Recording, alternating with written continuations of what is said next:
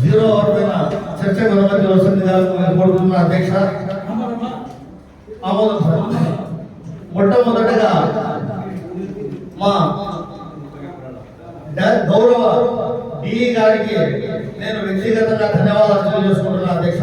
ఎందుకంటే వారు గడిచిన 3 నెలలలో చలికాలంలో స్ట్రీట్ లైట్లు మొత్తం చీకటి ఆటంలో దాదాపు 5:45, 5:50 చీకటి పడిన తర్వాత దాదాపు మున్సిపాలిటీ స్ట్రీట్ లైట్లు 6:30 వరకు వెలగకపోవడంతో వారి దృష్టికి మేము తెచ్చిన వెంటనే వారు సంబంధిత అధికారులతో మాట్లాడి అదే చలికాలంలో ఖచ్చితంగా సాయంత్రం 5:40 గంటలకు స్ట్రీట్ లైట్లు ఆన్ చేయించినారు.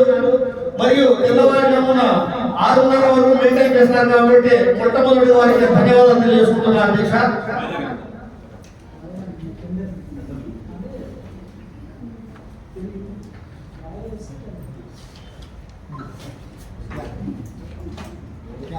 అధ్యక్ష, ఇక్కడ ఒక ఎంతో బాధతో కూడిన విషయం ఏమంటే కదిరి ప్రజల్లో ఎవరికన్నా కానీ నడ్డి విరిచి పన్నులైతే ఖచ్చితంగా వసూలు చేసుకుంటున్నారు. కానీ కదిరి ప్రజలకు ఏవైతే అవసరాలు ఉన్నాయో దానిపైన ఫోకస్ చేయనటువంటి దౌర్భాగ్యం మన మున్సిపాలిటీలో ఉందని చెప్పేసి ప్రజలు అనుకుంటున్నారు అధ్యక్ష.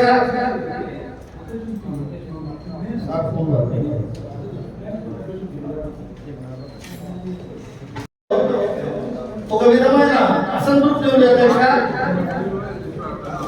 హలో సార్, పన్నులైతే ఖచ్చితంగా నడ్డి విరిచి వసూలు చేస్తున్నారు. కానీ మాకు కావాల్సినటువంటి నెసెసరీస్ ఏవైతే ఉన్నాయో దాన్ని ఫుల్ఫిల్ చేయడం లేదు మున్సిపల్ అడ్మినిస్ట్రేషన్ అని చెప్పేసి నింద ఉంది అధ్యక్ష. అధ్యక్ష, మనకు ఆదాయం కంటే ఎక్కువ ప్రజల ఆరోగ్యం మనకు ముఖ్యం. కాబట్టి దయచేసి ప్రతి ఒక్క అధికారి నేనేదైతే మాట్లాడుతున్నానో ఇది కడసారి చెప్తున్నాను. ఎందుకంటే గౌరవ సభ్యులు ప్రతి మీటింగ్ లో చెప్పి సమస్యలు గోడలకు ఏమైనా చిరులు పడ్డాయేమో కానీ అధికారంలో చెప్పడం లేదు అధ్యక్ష. ఎందుకంటే మనిషి ప్రాణానికి మించినటువంటిది ఏది లేదు అధ్యక్ష. దాదాపు 3 మీటింగుల నుండి నేను ఒకే మాట చెప్తూ వస్తున్నాను. కదిరిలో ఎక్కడా లేని విధంగా రోడ్డు డివైడర్ల మధ్యలో దరిద్రం షెడ్లు ఊరో కార్పస్ అని చెప్పేసి షెడ్లు వేస్తారు. ఫస్ట్ దాన్ని రిమూవ్ చేయడానికి చెప్తే మళ్ళీ బ్రాంచ్ నుంచేసి కేవలం కొమ్మలు మాత్రం కత్తిరించి వేలు వదిలేస్తారు అధ్యక్ష వాళ్ళు. అంటే దానికి ఏదైనా రాక్షసుని మేకప్ చేస్తారా, కూరడి వేడతో ప్రజరిస్తారా, దాన్ని ఐడెంటిటీ చేయలేకపోతారా మీరు? మనకు తెలిసిన పెద్దల మాట అంటారు ఏదన్నా కానీ బ్రిటిష్ వాళ్ళు పోతూ భారతదేశం నాశనం కావాలని చెప్పేసి పార్టీ ప్లాంట్స్ అంటే వయారి భూమి మొక్కలు చల్లేసిపోయినారు. దానిపైన వచ్చేటువంటి ఇప్పుడు ఏదైనా కానీ ఆస్తమా కానీ ప్రాంగణ్యం కానీ దారి తీస్తుంది. పార్టీ ప్లాంట్స్ ఉంటే ఇంకా 10 కాలుష్య విషపూరితమైన మొక్కలు ఏమంటే ఇక్కడ ఉండేటువంటి కూలో కార్పస్ నుంచి దాదాపు 3 మీటింగుల్లో మేము చెప్తూ ఉంటే కూడా ఎవరు పట్టించుకోలేదడం లేదండి. ఎవరింటి దగ్గర అడ్మినిస్ట్రేషన్ ఏ విభాగంలో చెప్పండి బాబు, ఒక నిమిషం ఉండవు. అడ్మినిస్ట్రేషన్ ఎవరిది, ఏ విభాగం? శానిటేషన్ వాడదా, ఇంజనీరింగ్ వాడదా?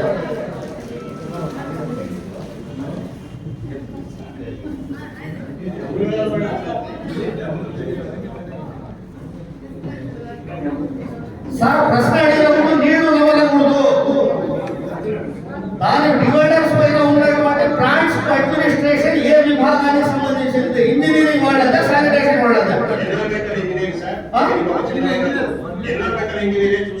అంటే మీ దృష్టికి మీరు లేదా సార్? గత 2 మీటింగుల్లో మేము కూలో కార్పస్ ప్లాంట్స్ గురించి అది పబ్లిక్ హెల్త్ డ్యామేజ్ చేస్తుంది, వెంటనే దాన్ని రిమూవ్ చేయండి. తెలంగాణలో దాదాపు 10 నగరాల్లో ఉండేటువంటి దాంట్లో 20 కోట్లు ఖర్చు పెట్టి రిమూవ్ చేస్తారు. ఆ దళిత ప్లాంట్స్ గదిలో ఉంది తీసేయండి అని చెప్పి 3 నెలల నుండి చెప్పాలంటే అంటే ప్రజాప్రతినిధులు ఇక్కడ ఏమైనా కొట్టుకుంటా అంటే మేము ఏమైనా మా పని పాట లేక గోడలు ఏమైనా బొగ్గలు పడ్డాయో దాన్ని మీరు చెల్లడం లేదా? Public health is very important. అది ఏమన్నా కానీ కూలో కార్పస్ ప్లాంట్స్ అసలు కూకటి వెళ్ళడం పీకండి అది బ్రాంచెస్ కట్ చేస్తాను సరే మన దగ్గర జేసీబీ లేదా అన్ని లక్షల రూపాయలు డీజిల్ వాడుతున్నారే మీకు ఐడెంటిటీ రాదంటే నేను మీతో వస్తాను గంటలో కొంచెం చూపిస్తాను గదిలో ఏమేమి ఉన్నాయని చెప్పేసి దయచేసి రిమూవ్ చేయండి దాన్ని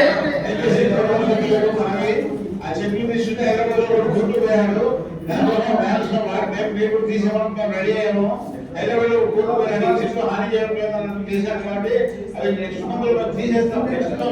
సార్ మీరు అధికారులు ఈ రోజు ఇక్కడ ఉంటారు సార్ దయచేసి అర్థం చేసుకోండి మీరు ఇక్కడ ఉంటారు అధికారులు తాత్కాలికంగా మాత్రమే మీరు పరదేశీయులు మేము గదిలో పుట్టి గదిలో సచ్చేవాడము మా పైన మా బిడ్డ మాతల పైన ప్రతి ఒక్కరి పైన ప్రభావం చూపిస్తాయి కాబట్టి ఎవరో దరిద్రుడు అడ్మినిస్ట్రేషన్ ఇంతకుముందు ఉన్నటువంటి వాడు ఏ మొక్కలు దొరకని విధంగా అవే తెచ్చి మాకు అడ్డగట్టాడు కాబట్టి దయచేసి తీసేయండి దానికోసం జరిగి పెట్టుకోండి అదే మన రాయలసీమ సర్కిల్ నుండి కాలేజ్ సర్కిల్ వరకు నచ్చి పెట్టారు అటువంటివి కంటిన్యూ చేయండి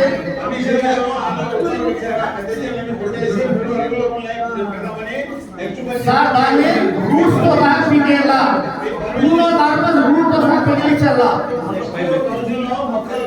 లేకపోతే ఖచ్చితంగా ప్రైవేట్ చేసేస్తారు సార్ అది ఎవరు బలి అయినారో మళ్ళీ నాకు తెలియదు ఒక్కడికి 2-3 సార్లు నేను చెప్పిన ప్రైవేట్ చేసేస్తాను బలి అయినారు అధికారులు 26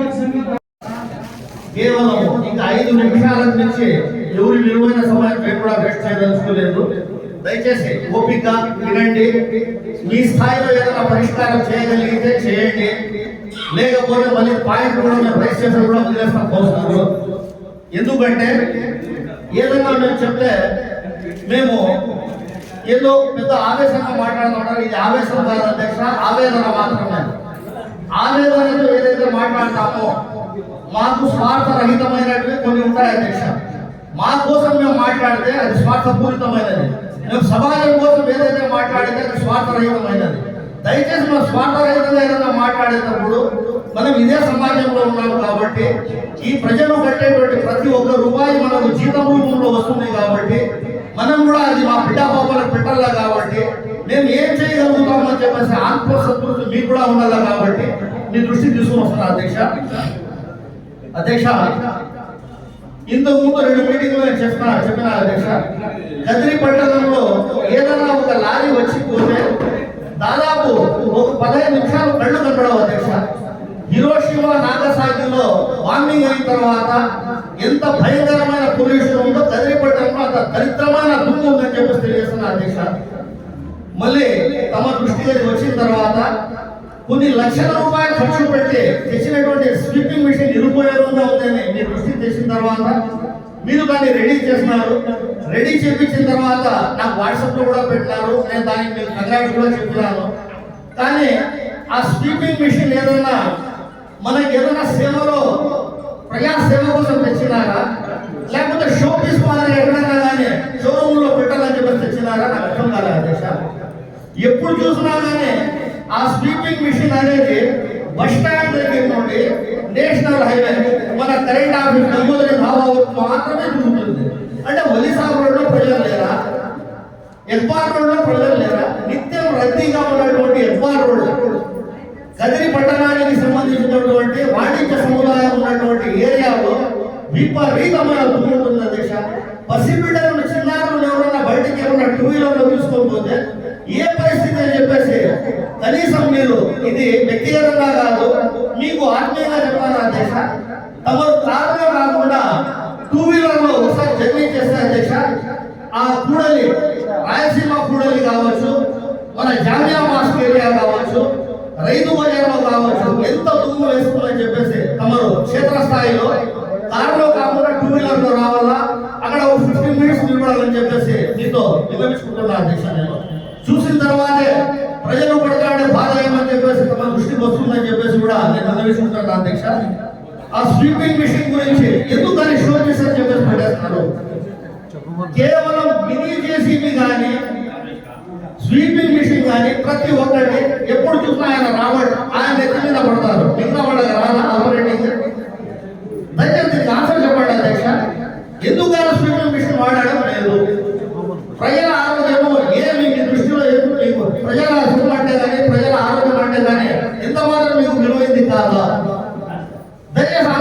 ఒక్కటి సార్ సార్ నా ప్రశ్నకు సమాధానం అడుగుతున్నా సార్ నేను.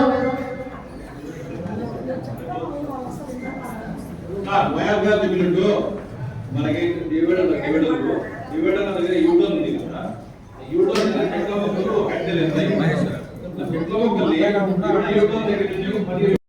దాన్ని ఆపరేటర్ లేడా, లేకపోతే దానికి మాన్యువల్ ఏమో మనకు మిషన్ లేకపోతే మాన్యువల్ ద్వారా కానీ కనీసం వారానికి ఒకసారి ఎగ్బాల్ రోడ్డు వలిసావు అనేది ఉడిపించండి అధ్యక్ష. మీ చేతులు చూడి జరుగుతున్న అధ్యక్ష ఇది పసిబిడ్డల ప్రాణాలకు సంబంధించిన అధ్యక్ష ఇది. మిషన్ పెడతారు. ఏం సార్ చెప్పండి. మిషన్ నేనేం చేస్తున్నాగా, నేను డాన్స్ చేస్తానా, ఎవరు మాట్లాడుతున్నాగా, నేను ఇంకా సబ్జెక్ట్ ఒకరి తర్వాత పర్మిషన్.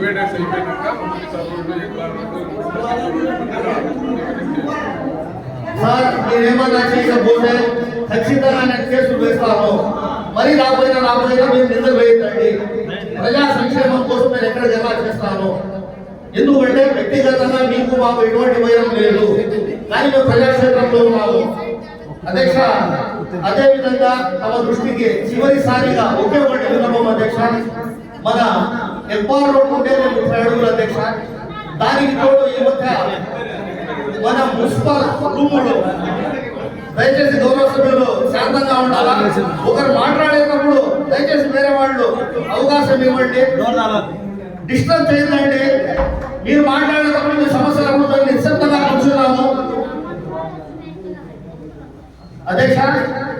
మన రైతు బజార్ ఏరియా దగ్గర నుండి మన జామియా మసీద్ వరకు కేవలం 30 అడుగుల రోడ్డు ఉంటే ఆ రూముల ముందర మళ్ళీ దాదాపు 5 అడుగుల వరకు, ఇటు 5 అడుగులు అటు 5 అడుగులు వాళ్ళు ఐరన్ యూటెన్సిల్స్ కావచ్చు, ఏదన్నా కావచ్చు, మన రోడ్ల మీద పెట్టేస్తున్నారు. 10 ఫీట్ వాళ్ళే ఆక్యుపై చేస్తున్నారు.